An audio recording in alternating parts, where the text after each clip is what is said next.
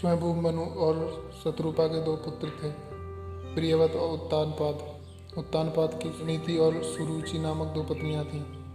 राजा उत्तानपाद को सुनीति से ध्रुव और सुरुचि से उत्तम नामक दो पुत्र उत्पन्न हुए।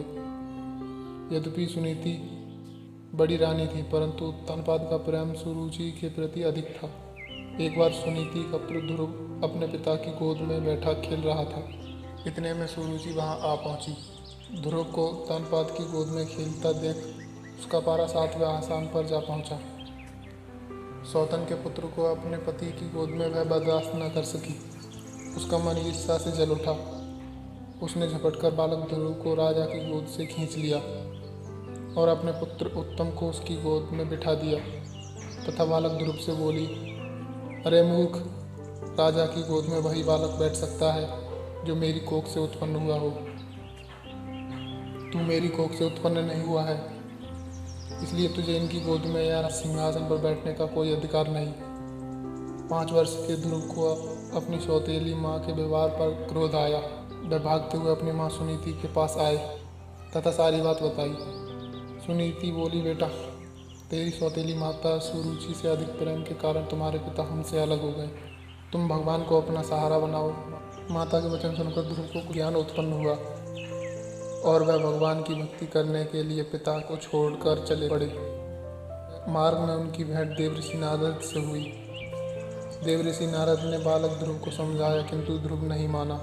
नारद ने उसके दृढ़ संकल्प को देखते हुए ध्रुव को एक मंत्र दिया। इसके बाद देवऋषि नारद उत्तानपाद के पास गए। राजा उत्तानपाद को ध्रुव के चले जाने से बड़ा पछतावा हुआ।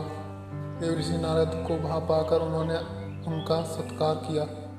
देवऋषि ने राजा को धीरज बंधाया कि भगवान उनके रक्षक हैं। भविष्य में वह अपने यश को संपूर्ण पृथ्वी पर फैलाएंगे। उनके प्रभाव से अधिक कीर्ति इस संसार में फैलेगी। नारद जी के इन शब्दों से राजा उत्तानपाद को कुछ तसल्ली हुई। उधर बालक ध्रुव यमुना के तट पर जा पहुंचा तथा महर्षि नारद से मिले मंत्र से भगवान नारायण की तपस्या आरंभ कर दी।